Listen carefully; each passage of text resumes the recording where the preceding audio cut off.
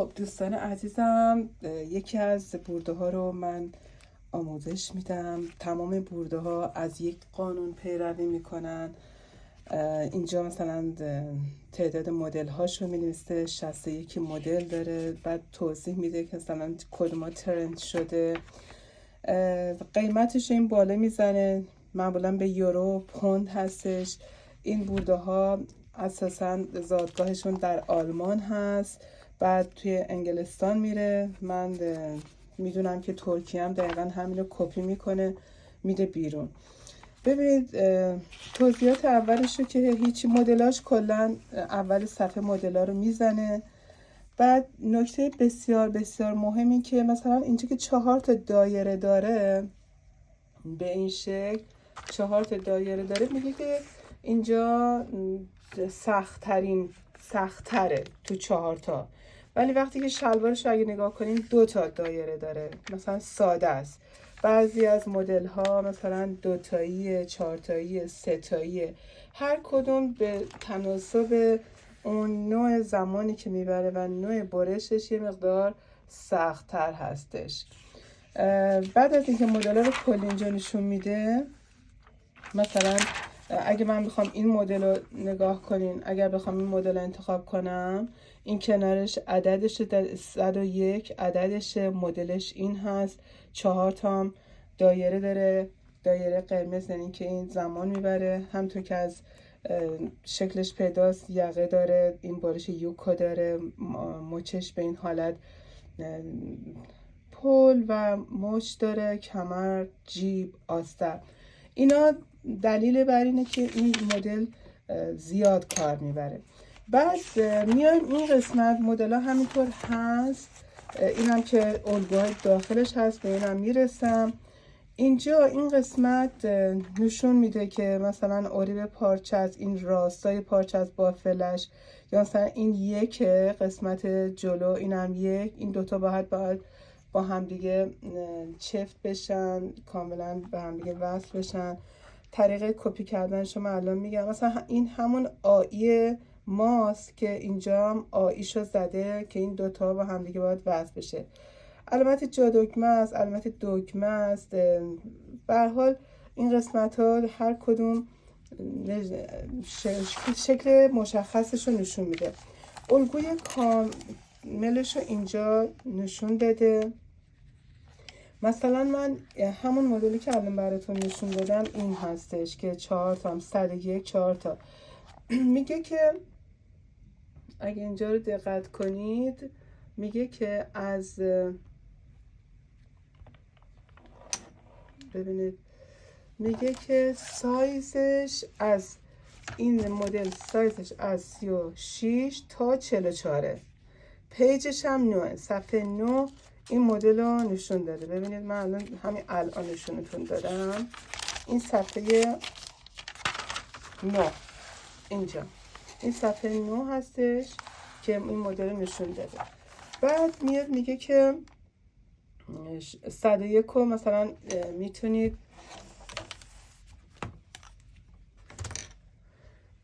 مدل 101 رو من به این حالت میارم. ببینید اینجا دیگه دونه دونه اون مدل رو میاره. اولین مدلش معمولا اینا از 101 شروع میکنن.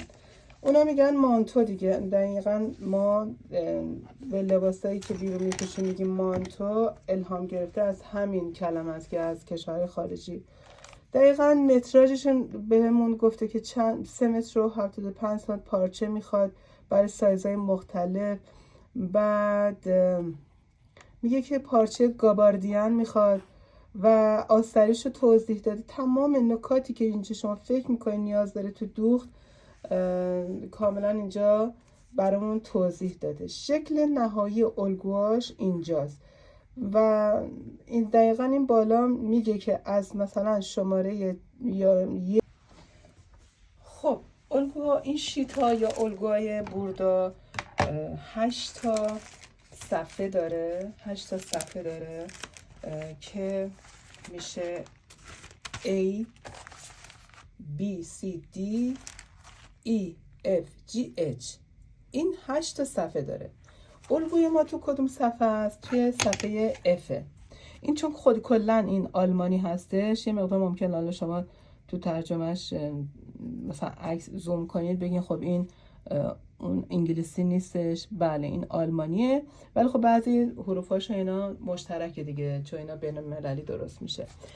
بعد توی خط قرمز 1 تا 12 تیکم داره، من هر سایزی که دلم بخواد انتخاب میکنم و خطشم میرم.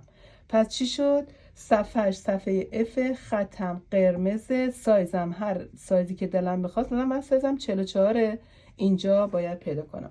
حالا این سایز 44 از کجا بیاد؟ ما چه میدونیم مثلا سایز 44 مشخصاً چه سایزی میتونه باشه؟ دقیقاً کنارش اومده سایزها رو مشخص کرده، مثلا کمر رو داده، باسن رو داده، سینه رو داده، حتی گفته که چجوری شما اینا رو بگیرین روی بدن. بلندی سینه، قد بالاتنه، ببین کاملا روی سینه عبور کرده، از استخوان برجسته پشت تا توی کمر قد بالاتن است، تمام اینا، حتی قد آستین، سرشونه و بازورم نشون داده. بعد اومده اینجا کاملا توضیح داده. الان من سایز 44 اگه بخوام برم، ببینید دور سینه 100، کمر 82، باسن 106، کاملا اینا همه رو داده. حالا یه وقت ممکنه مثلا حتما از دور سینه هاتون برین مدل رو انتخاب کنید، مثلا سایزاتون انتخاب کنید دوستان. حالا فرض میکنیم که بالاتنه شما کوتاه‌تر یا بلندتره، اون وقت شما الگوتون رو اگر بلندتره اینجا رو توی کمر جمع میکنید. حالا من این قسمت رو توی درس سایز بندی ها حتما میگم، البته تو الگوهارم حتما اشاره میکنم. بچه ها رو داده، بزرگا رو داده، حتی مردا رو داده، تمام سایزها خیلی کامله. میدونیم دوستان من خیلی موافق الگوی آماده نیستم، ولی انقدر من درخواست داشتم برای آموزش بوردا و الگوی آماده و فری سایز، خب دیگه مجبوریم ما گوش کنیم به حرف دوستانی که همراه ما توی پیجامون هستن. خب پس من میرم الگوی اینو کپی میکنم. امیدوارم کاملا این قسمت رو متوجه شده باشین. یه توضیحات کلی هم برای دوختش اینجا داده، شما میتونین حالا کسی بلد باشه زبان آلمانی یا انگلیسی براتون ترجمه کنه، از گوگل ترنسلیشن هم میتونین استفاده کنید. خب حالا من برم الگومو بیارم. الگومون F بود دیگه، من اگه سایز 44 بخوام برم، ببینید الگوی F این بالا هستش، میام صفحه F همو میارم،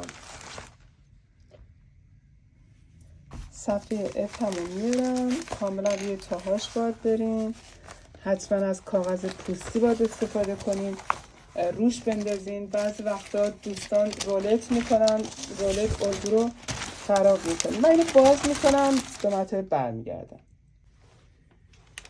خب دوستان قرار شد که من سایز 44 رو بردارم. سایز 44 هم اینجا هم صفحه F همه، اینجا صفحه F همه، خط هم قرمزه، این قرمزا. و برای این که بخوام کپی کنم دقیقا میام از کاغذ پوستی استفاده میکنم. بهترین حالت اینه که این الگوی اصلیمونو یا همون شیتمونو بچسبونیم به میز که تکون نخوره و بعد بیایم تیکه تیکه اینا رو در بیاریم. کاملا اینجوری مشخصه. من این خطی که ممتد هست رو میتونم کپی کنم و الگومو در بیارم. حالا یکی یکی مثلا من اگه بخوام آستینشو در بیارم، آستین کتی هستش، اینجوری الگومو کاغذ بالش هم میذارم. سعی کنین حالت خود پاترون باشه، الگو باشه، ببخشید پاترون نه، الگو همون باشه که شما به راحتی بتونید. این هم یه نگه دارنده، یه دونه از این وزنا میتونید بذارین و مشخص کنید. ببینید من مسیر خط ممتدم از اینجا شروع میشه، دقیقاً از اینجا شروع میشه، میام به این حالت طراحی میکنم. بزرگترین سایز رو برداشتم،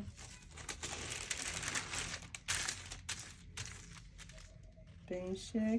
حالا من یه تیکش رو کپی میکنم. ببینید به اینجا که میرسیم این کلگی شانه رو نشون داده، برای هر سایزی اینجا کاملا تعریف کردم.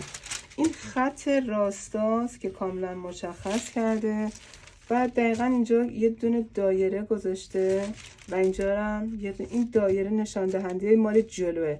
اینجا هم شماره 9 گذاشته، دقیقا همین شماره 9 هم ببینید دوستان، دقیقا این شماره 9 توی آستینش اینجاست و این قسمت هم که جلو هستش 9. کاملا این دوتا موازنه ها به هم دیگه وصل میشه. این علامت، این قسمتش حتما اینجا، این خطی که ما الان اینجا نشون میدیم این علامت خرد دادنه. ببینید این بالای آستین و چرخ، حتی قسمت سرشون پشت رو میگه چرخ کنید و خرد بدین. بنابراین شما میتونید به راحتی تمام اینا رو کپی کنید. من 2 تا تیکه از الگوهاشو کپی میکنم نشون شما میدم.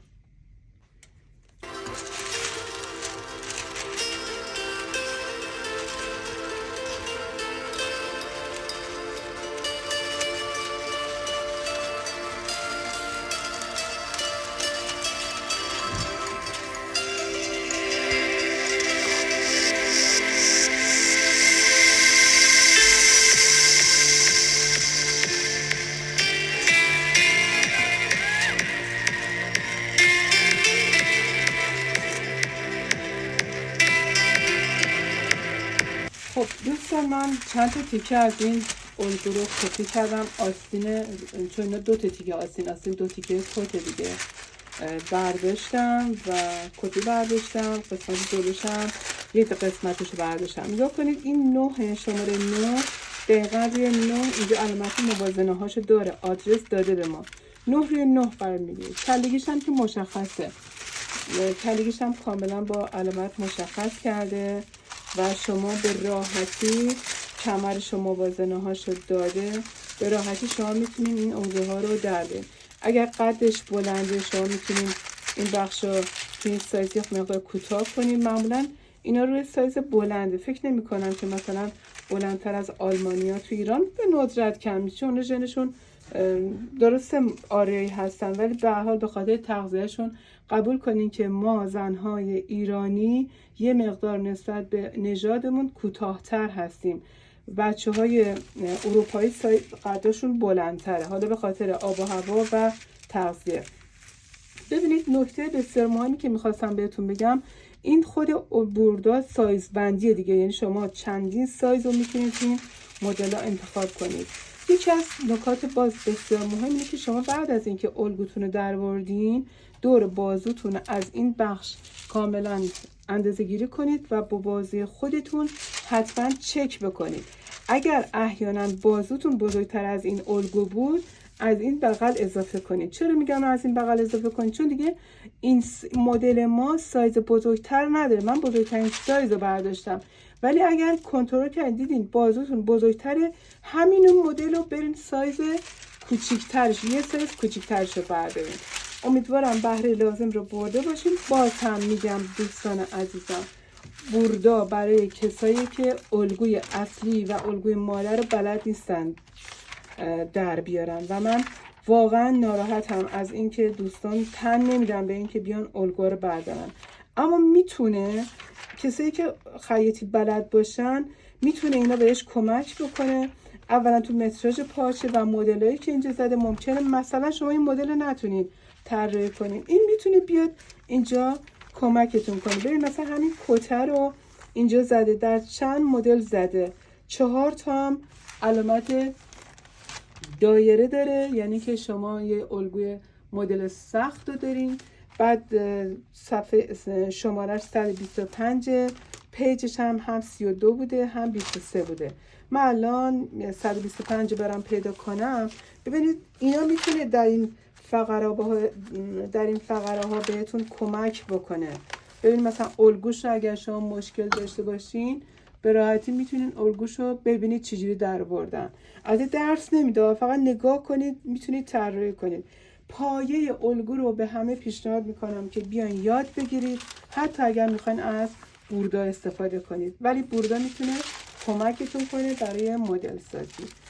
امیدوارم که تمام دوستان یه روزی بیان همه الگوهای مولر و تمام رد ایراده های اندامی رو یاد بگیرن. در پناه خدا باشین دوستان.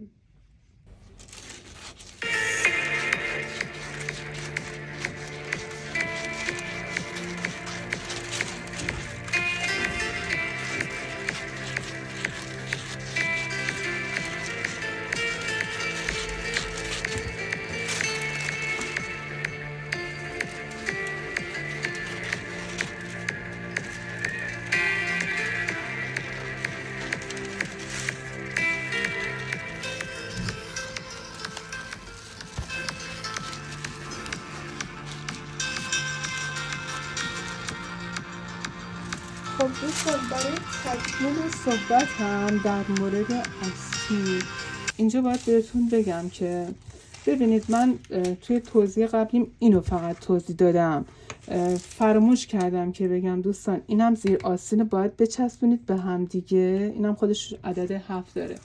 این محل رو شما اندازه بگیرین دور بازوتون حساب کنید.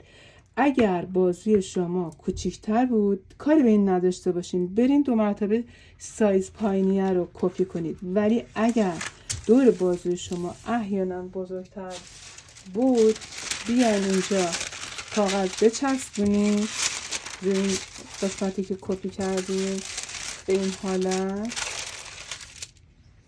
دقیقاً عرض کردم خدمتون بوردا همون سایز بندیه که شما میتونید روش کلی مانور بدین. ببینید برای اینکه من میخوام بازومو بیشتر کنم، هر چقدر که بازوم کم داره خیلی ملایم اینو میاریم اینجا، خیلی کم، خیلی زیاد نکنین. اینجا رو هم قسمت بالاش خوبه، این قسمت رو شما آهسته و خیلی نرم اینو بزرگش بکنید. برای سایز کوچیکتر هم که شما میتونید یه سایز کوچیکتر برین کپی کنید. قربونتون، خیلی دوستتون دارم.